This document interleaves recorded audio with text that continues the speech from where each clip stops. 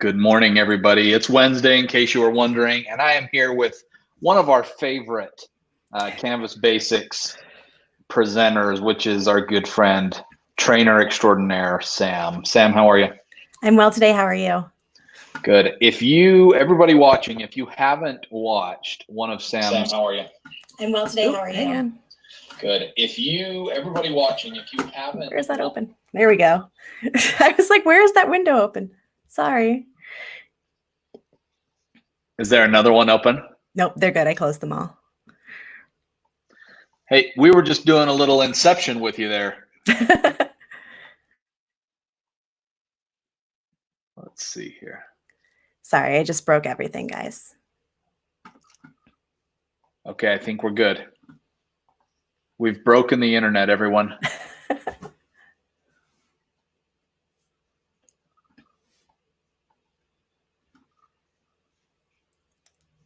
Are you getting that weird echo too?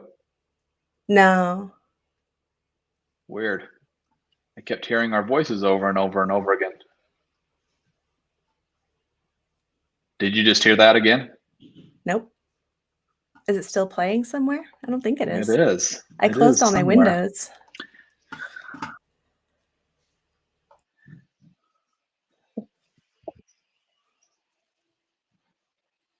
Okay, if you're with us and you're watching, we're having some technical weirdness, so I need your help. In the comments, go in and just let us know that you can hear us.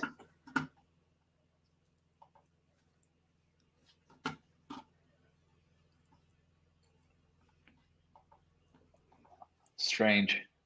Oh, so strange. Is it still echoing for you? It's okay for me. It is. Well, there's our friend Portia. Sounds like it's all okay. I'm getting some kind of weird, like it's playing over and over, but that's okay. We're going to just keep going. So with that, I'm going to hand it over to Sam. Sam, take it over. All right. Well, welcome, everybody. I'm excited that you're able to join us today. We had some technical difficulties getting started, so we're going to jump right in. Today, I want to talk a little bit about our product Portfolium, specifically how you can start to leverage Portfolium to teach your students about digital citizenship, talk about personal branding, specifically with the tools that we have called Folio. I am a learning consultant for the Learning and Strategic Consulting Services Department, which is part of our larger Learning Services Department. So I've been a little bit about myself real quick. Slides. Let me share my screen.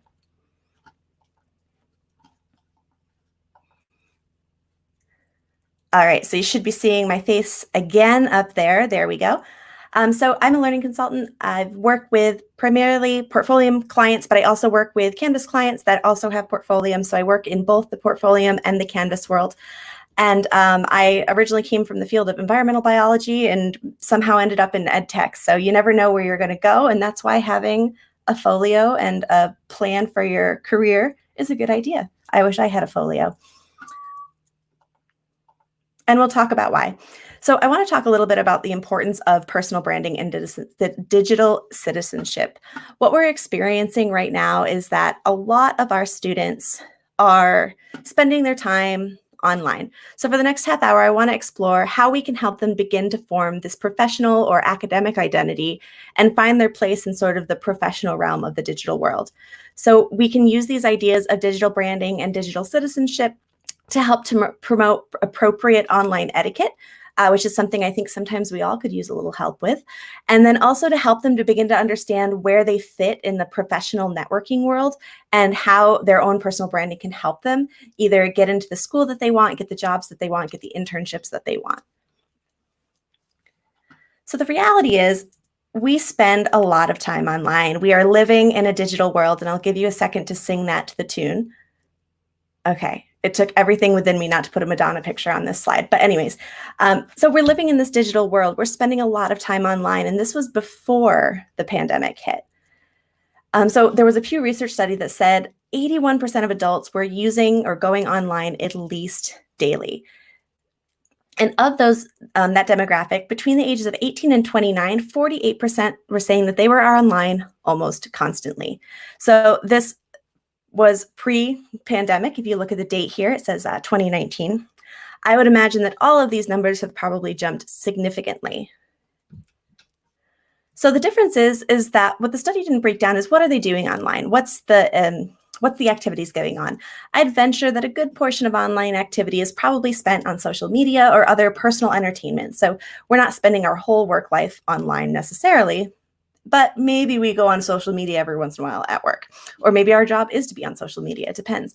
But what we're seeing now is that where we had the option of bringing our personal lives to work, we're no longer getting the option. We're bringing our work life into our personal life because you're right here in my lovely home office with me.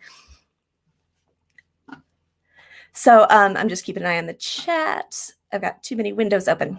So now how do we start dealing with this collide where now we're also at home and we're going to have for our students, they're doing courses online. They might be taking digital videos of themselves or in digital meetings with their classmates.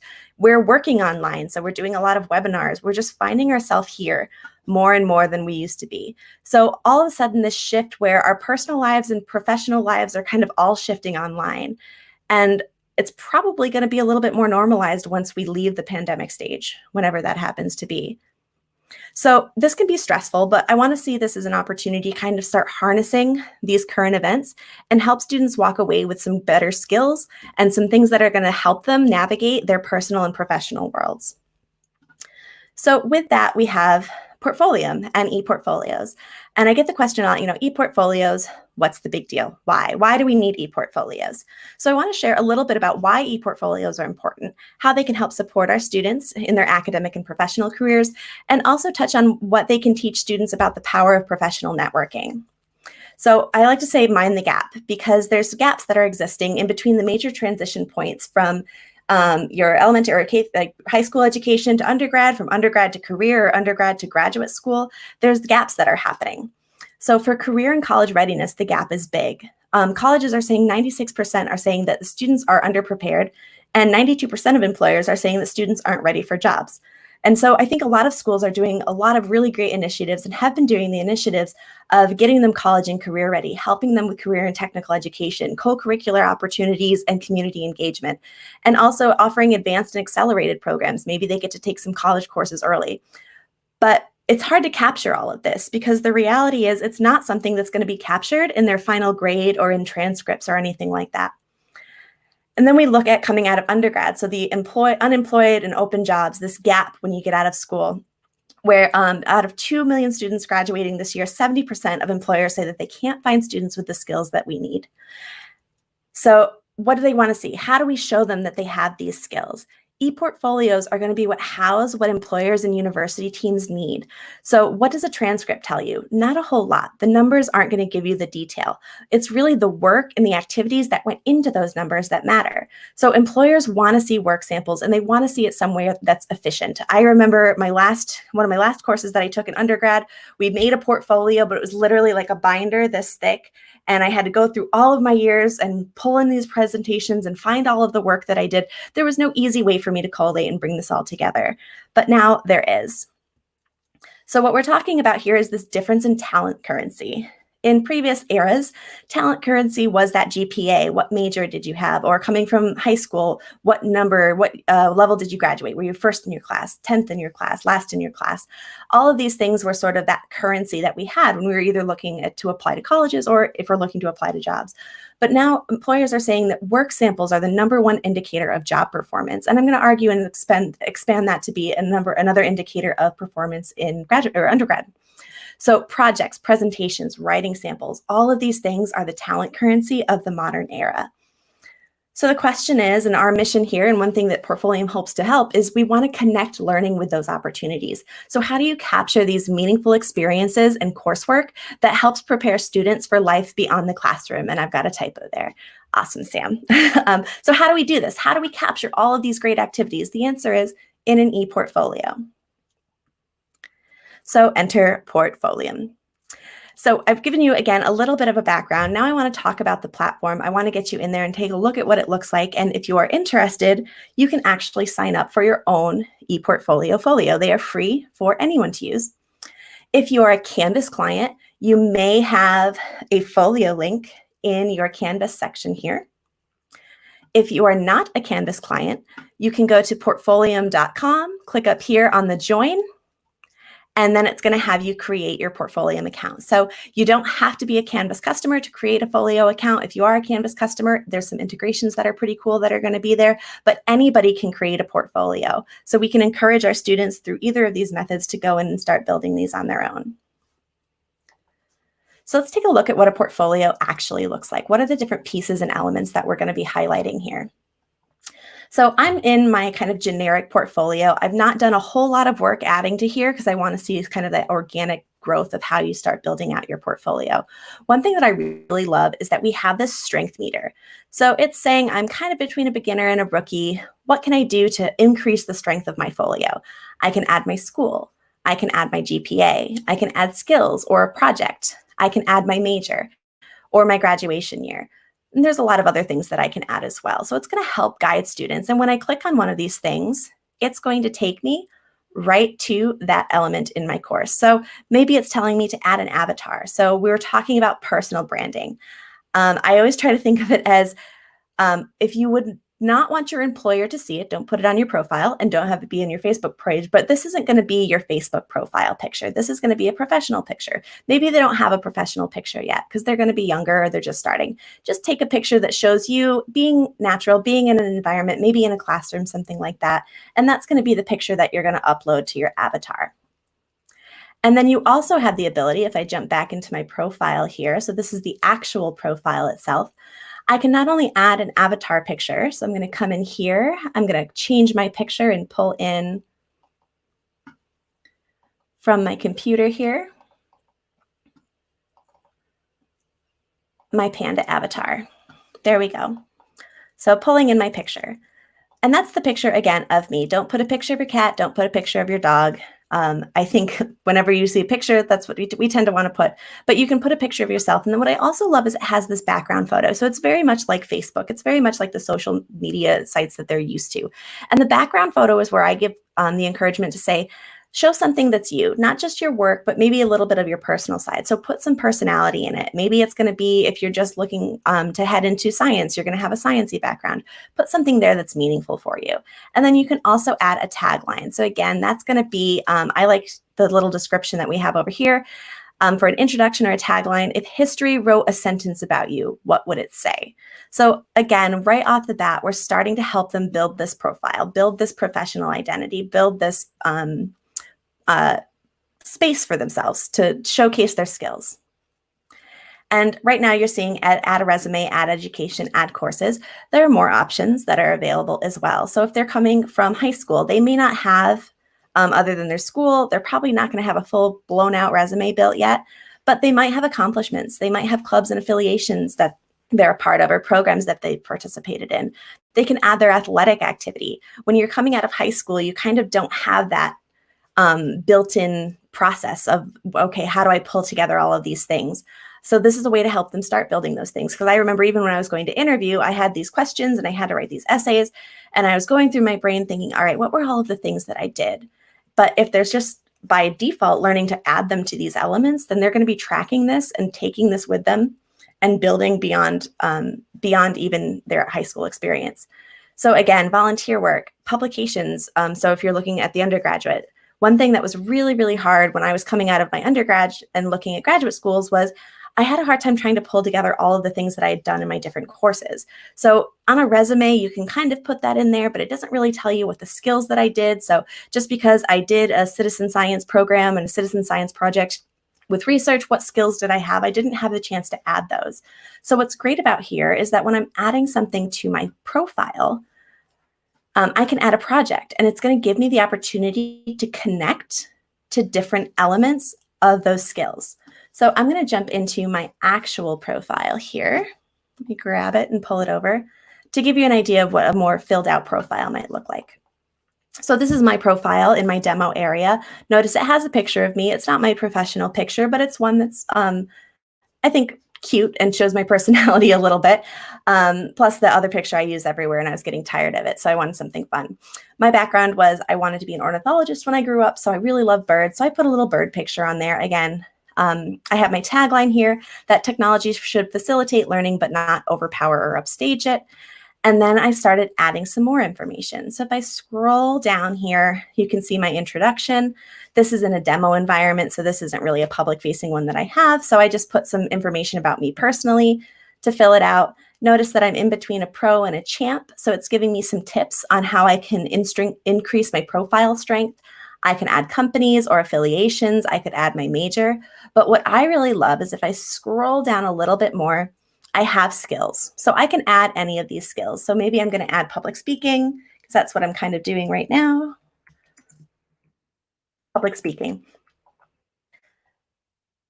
So I can add that skill, but you'll notice that since I just added that, I have a lot of skills that aren't tied to anything and other ones that have these numbers. So what's great is that we were talking about that talent currency. We want to see proof of skills. We want to see the work that students have done. So if I'm looking for somebody that has collaboration skills, I can click on collaboration and I'm going to see projects directly tied to the skills that are there. So this kind of brings us and segues us into the idea of projects. Students can build projects for really anything that they'd like.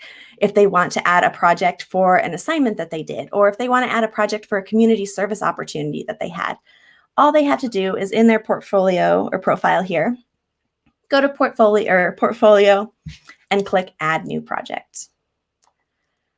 So elements of the project, you're going to give it a title. I'm going to call this my Canvas Live project. And I can upload files. I can paste a link. So if I wanted to go in and grab the YouTube link to this presentation, I can grab it and share it here. And then I also have options to pull in from my different drives. And then this is important. This is the category. So this is what's going to help sort in another tool that we're going to take a look at in just a minute. So I'm going to put this in education. And I'm going to say that this was a Canvas live event.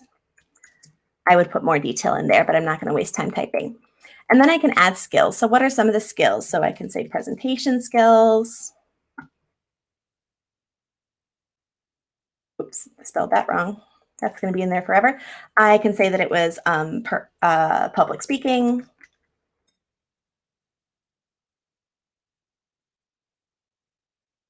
And I could also say that it was PowerPoint, because I did make a PowerPoint. I didn't make PowerPoint, I made sheets, but still. But again, a lot of different activities and skills that I can add that are going to show up there. And I'm showing proof of these skills and what I've been able to do. If I worked with anybody on this, I could add teammates. So here are a couple people I've worked with in the past that I could add if they were working on this with me.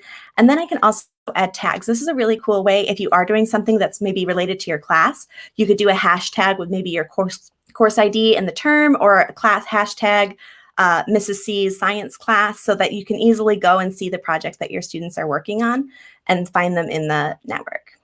So once I'm ready, I have a couple options. I can finish and publish this later, which is what I'm going to do, or I can publish it and have it available on my profile. You'll also notice up at the top, there's some settings. So you have visibility over everything in your profile. Right now, if I set this right now, it's going to go public. Everybody on Portfolium can see it. I can say that the only people that can see it are people that are Portfolio members, so they've created an account.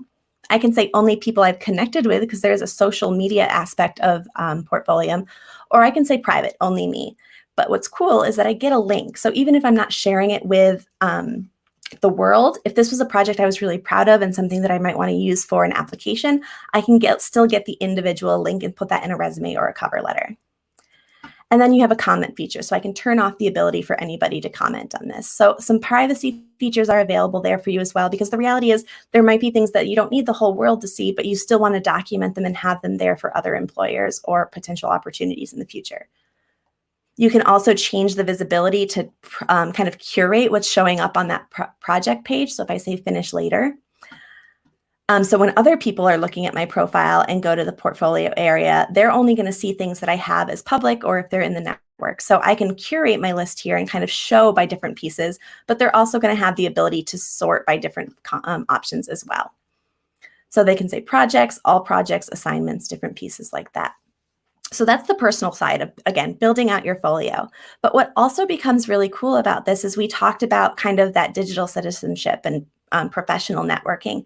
How can that help me? So if I'm a student and I am interested in environmental biology, I can come up here to this Discover area. And this is going to let me look through and see what other people are doing. So I'm going to come over here and I'm going to say, I really want to get into environmental science. What are other people doing in the environmental science world? And in this place, it's nothing. So let me go back to my real demo here. There we go. Let's try this one more time. There we go. So agricultural, natural resources. I want to see what other environmental science projects people are doing. So I can begin browsing here, some expert picks that are popping up, some staff picks that are picked by Portfolium staff that we have. And then I can also look for different skills. So I want to look at sustainability. Maybe that's something that I'm very passionate about. I can click on sustainability, and now I can start to explore these projects. So here's a local waste management piece. If I thought this was really cool and I wanted to ask this person more questions, maybe I'm a high schooler and I want to learn more about this potential field opportunity or learn more about this career, or maybe I'm in undergrad and trying to narrow down my focus. I can choose to connect to Katie, and we can ask questions, and now I have that professional connection. There are privacy abilities. So if you do have a K through 12 school and you're creating profiles for your students to use, there is the ability that all profiles are by default set to private. So there are privacy ways that if you have the folio management tool that we have, which is the paid version or the paid add-on for the folios, you do have some privacy ability to monitor that as well. But you can see how all of a sudden this world is opening up, and it's great because it's that intermediate between LinkedIn. When you put things in LinkedIn, you don't get to add the level of detail that you do here. But I can connect my Portfolium account to my LinkedIn account. So I start to create this sort of tool belt of all of these things that are going to help me demonstrate what I've done, but also help me learn what other people have done and make connections so that I can learn more about my field, learn more about what I want to do, learn more just in general about the field. And then also, if you think about maybe they're not sure what they want to do, I can explore different careers. So maybe I'm thinking, maybe I want to get into education. And specifically, I want to look at leadership. Again, more projects, more things that I can take a look at. Critical thinking, professionalism, teamwork. So again, I'm looking through these different places, seeing what other people have done. Here's a study by Chase. So I can start learning about these resources, making connections, and really starting to expand my understanding of the field and maybe find some fields that I wasn't aware of. So this becomes, again, this really, really powerful tool that's going to let students begin to form who they are professionally and academically, but also explore who other people are so that they can learn more about it. They want to be able to, I wish that I had had the ability when I was coming out of high school and even in undergrad to ask more questions and connect with more people, but it was just a different time and it was a different space where to get those connections, you might reach out via email or you might call somebody, but it wasn't the same. I didn't have this like at my fingertips access to all of these great projects and resources. So again, it doesn't have to be you're all in and doing everything in Portfolium, but what you can start doing if we want to think about, okay, Sam, how do I tie this back to my classroom? This becomes a really cool tool because I can say, hey, remember we just did that project or you just finished that paper or that presentation. This is something that would be great to add to your portfolio. So the student can come in. If I go to my profile here, and they can add a project. You'll also notice when I'm on the home page, it's telling me that my school supports Canvas imports. So if I click on Get Started, I actually have a couple of things that I can connect, which is one of them being Canvas. So I can go into my Canvas course. Again, this is Canvas specific if you're a Canvas client, and have folios. I can choose an assignment. So I click on here. I'm going to be able to search all of my course assignments, which I don't have any. Let me open up my student account here. Lovely, there we go. So it's over under connected apps, but I can also get to it there. So I don't have it connected here. Let me go back to my profile and my homepage. There we go. Get started. I actually need to be a student to have assignments to pull in. So again, it's starting that process, starting that habit. So if you have a project that you think is profile worthy or something that students will want to showcase, you can suggest to them, hey, you should go in, pull this in, create a project and put it in your folio. So maybe it was an assignment that I did on Birding 101. So I'm going to grab that project here And I'm going to say select this assignment. If I wanted to pull in multiple projects and create multiple projects for different pieces, I can. It's showing me some that I've already imported. And all I do is select that assignment and say import now. And it's going to spin a little bit for us.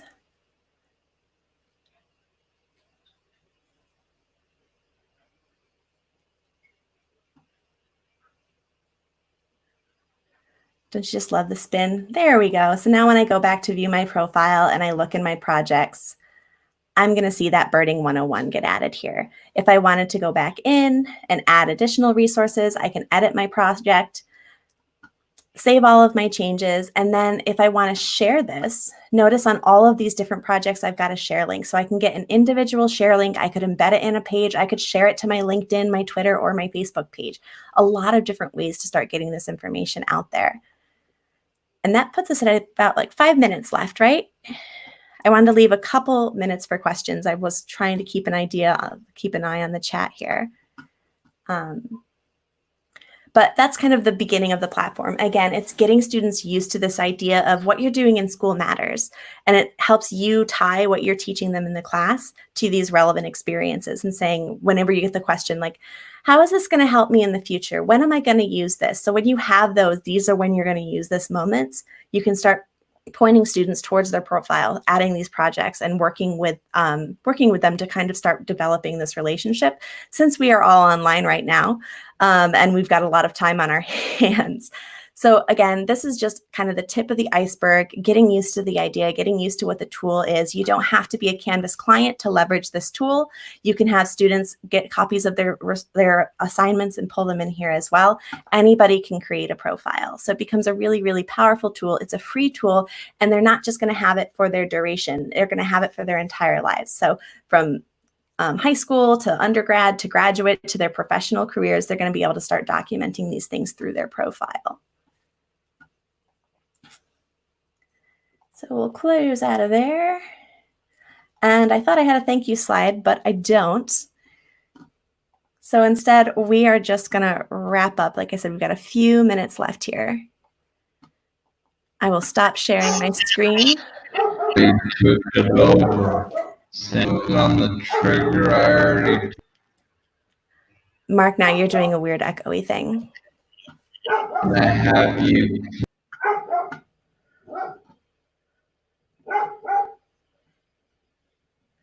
We may have lost Mark. We may have lost the host. But I'm just going to peek through the the chat here to see if there were any questions.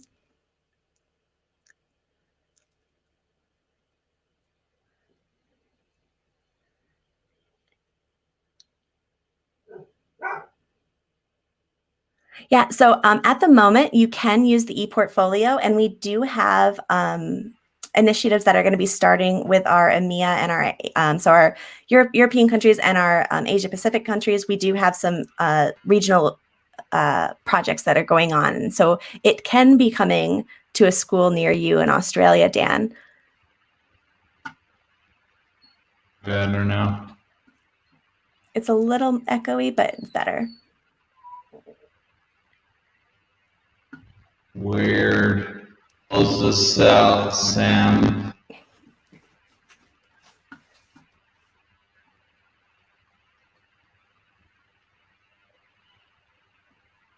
We don't publish the links for these presentations, but I can send some information on how to go ahead and sign up for a Portfolium account. So I'm going to just put a couple of things in the chat here. I know we've got 1 minute left. Can I post in the chat? I'm not sure if I can post in the chat. But I will post follow-up here from YouTube, some resources in the chat.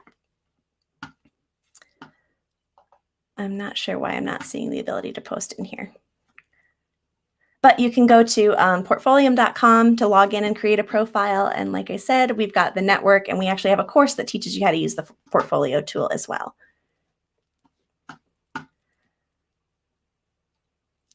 And I hope Mark comes back, because I don't know how to shut this monster down.